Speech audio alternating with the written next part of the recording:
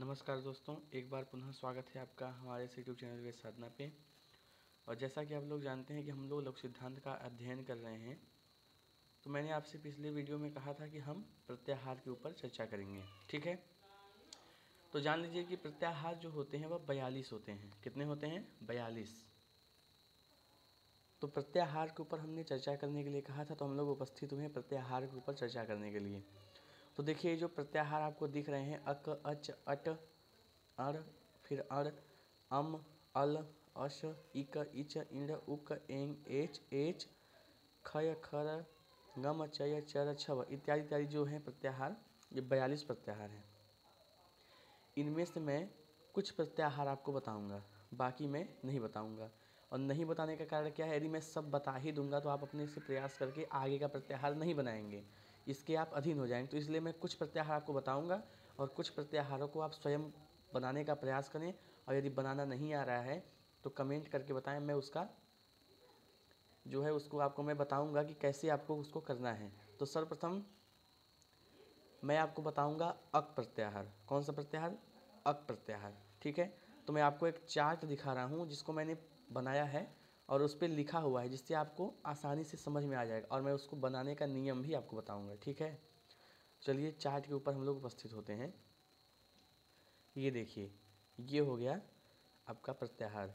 तो अक प्रत्याहार हमने कहा था, क्या कहा था? अक प्रत्याहार। तो अक प्रत्याहार जो है वह ऐ उड़ के अ से लेकर रिल रिक के क तक। तो आप जानते हैं कि मैंने आपको कहा था कि इसमें जो अंतिम वर्ण है वह क्या है? इत संज्ञक है। एशाम अंत्या इतः, केशाम अंत्या इतः, माहेश्वर सूत्राणाम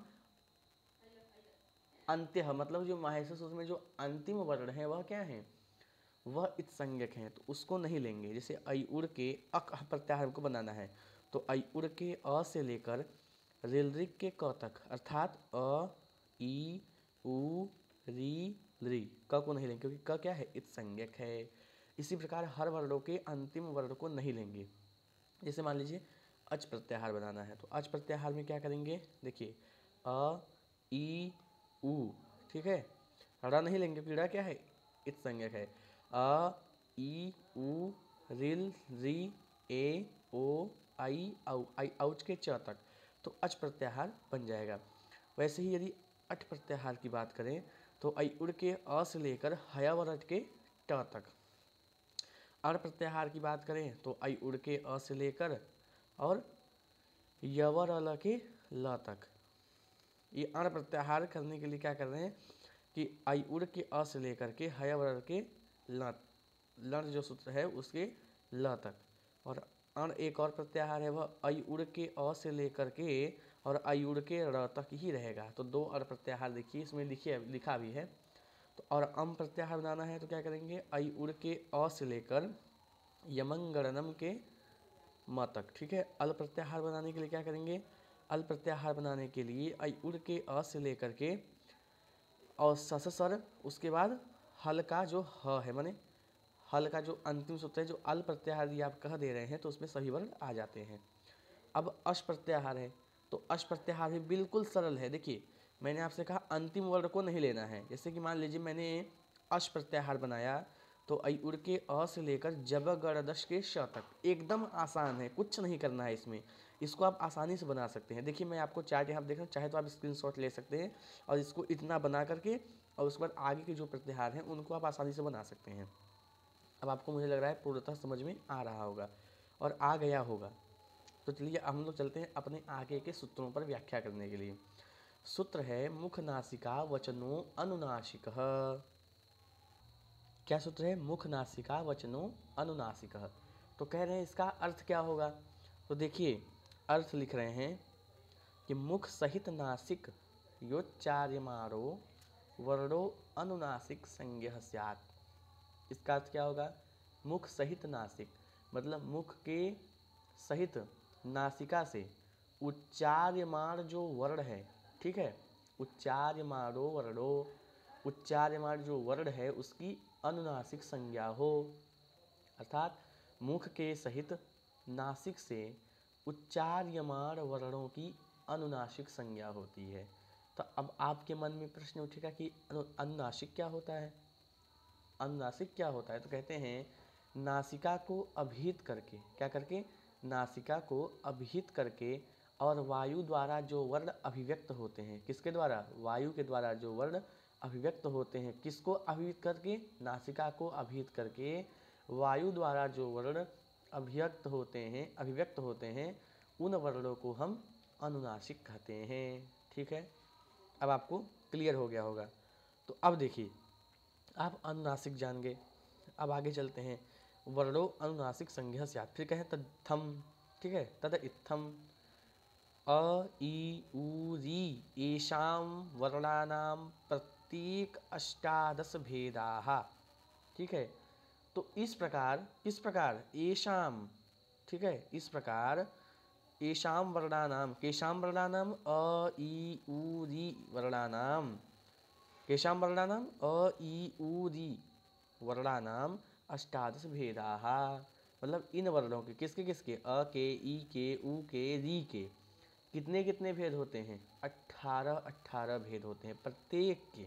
देखिए लिख रहे हैं प्रत्येक अष्टादश, सभी को मिलाकर अष्टादश नहीं कह रहे हैं, एक एक के 18 भेद होते हैं, 18 भेद होते हैं। फिर क्या कह रहे हैं? ली वर्णस्य द्वादशतस्य दीर्घाभावात्, जो ली है, क्या है? ल है और उस पर री की मात्रा है ली, तो जो ली है उसके 12 भेद होते हैं। क्यों भाई, इसके भी तो 18 हो सकते थे? कहा नहीं, इसमें दीर्घ का अभाव है। किसका अभाव है? दीर्घ का अभाव है, इसलिए इसमें दीर्घ नहीं बनते हैं, इसमें केवल 12 ही भेद होते हैं। ठीक है, फिर कह रहे हैं एचाम अपि द्वादश तेषां ह्रस्वाभावात्। ठीक है, ए के, ओ के और आई के और औ के, इनके भी जो है वह 12 भेद होते हैं। क्योंकि देखिए, आपको एक चीज़ ही ध्यान रखना है कि जो लिवर्ण है इसमें दीर्घ का अभाव रहता है, इसलिए यह द्वादश होते हैं। और जो अच है, क्या क्या? ए ओ आई औ, इसमें इसलिए द्वादश होते हैं क्योंकि इसमें ह्रस्व का अभाव होता है। अब देखिए, आपको मैं समझ रहा हूँ कि आपको समझ में नहीं आ रहा होगा। क्यों? कि मैंने तो कह दिया 18 भेद होते हैं, 12 भेद होते हैं, परंतु उन 18 और 12 भेदों को जो लोग तो पढ़ चुके हैं थोड़ा बहुत वो जानते हैं, परंतु जो एकदम नहीं पढ़ा है वह कैसे जानेगा? तो इसके लिए हम क्या करेंगे, अगले वीडियो से अगले वीडियो से हम लोग क्या करेंगे कि एक और चार्ट में आपको बना के इस आपके जो फ़ोन स्क्रीन है उस पर दिखलाऊंगा, ताकि आप लोग को एकदम स्पष्ट से समझ में आ जाए कि ये 18 भेद अ के कैसे होते हैं, ई के 18 भेद कैसे होते हैं, उ के 18 भेद कैसे होते हैं, री के 18 भेद कैसे होते हैं, और जो ली है उसके द्वादश भेद ही क्यों हो रहे हैं। और उसमें जो क्या है, जो ली है उसमें किसका अभाव है? दीर्घ का अभाव है। तो इसमें दीर्घ का अभाव है तो यह कैसे बनेगा द्वादश? और एच जो है, मतलब एच प्रत्याहार जो है, ए ओ आई औ जो है, इसमें द्वादश ही भेद हो रहे हैं। क्यों? इसमें ह्रस्व का अभाव है। तो ये ह्रस्व का अभाव है, तो इसका स्वरूप कैसा हो सकता है? तो उसकी कल्पना करने के लिए, कल्पना नहीं, उसको हम सत्यतः वस्तुतः इसको हम प्रकट करके आपको दिखाएंगे आपके ही फ़ोन स्क्रीन पे। जैसे हमने प्रत्याहारों के बारे में चर्चा की, एकदम सरलता से आपको समझ में आ गया होगा, वैसे ही हम ह्रस्व दीर्घ प्लुत इन सभी के, मतलब जो अ हैं, ई हैं, उ है, री हैं, इन सभी के जो 18 भेद हैं उनको मैं आपको स्पष्टता से बताऊंगा। हालांकि यहाँ पे देखिए लिखा हुआ है नीचे, परंतु इससे स्पष्ट आपको नहीं हो रहा होगा, तो मैं इसको एकदम अच्छे से बना करके और आपको दिखलाऊंगा ताकि आप लोग को अच्छे से समझ में आ जाए। तो आज के लिए इतना ही रखते हैं, क्योंकि मैंने आपसे बोला था कम पढ़ें, विशिष्ट पढ़ें, बढ़िया पढ़ें। तो यदि वीडियो अच्छा लगा हो तो वीडियो को लाइक कर दीजिए और ज़रूरतमंदों को शेयर कीजिए, ताकि जो लोग व्याकरण को कठिन समझते हैं वो लोग आसानी से व्याकरण को समझ पाएँ। तो चैनल को सब्सक्राइब करना बहुत ज़रूरी है, क्योंकि देखिए जब तक सब्सक्राइब नहीं करेंगे तब तक नोटिफिकेशन आपके पास पहुंचेगा ही नहीं और आप वीडियो नहीं देख पाएंगे और आप इस ज्ञान से वंचित रह जाएंगे। तो इसलिए आप लोग कम पढ़िए, विशिष्ट पढ़िए, बढ़िया पढ़िए और चैनल को सब्सक्राइब कर दें, ताकि हर नोटिफिकेशन आपके पास पहुंचती रहे और हमारा और आपका जो संबंध है पढ़ाई का वह बना रहे। धन्यवाद, आज के लिए इतना ही।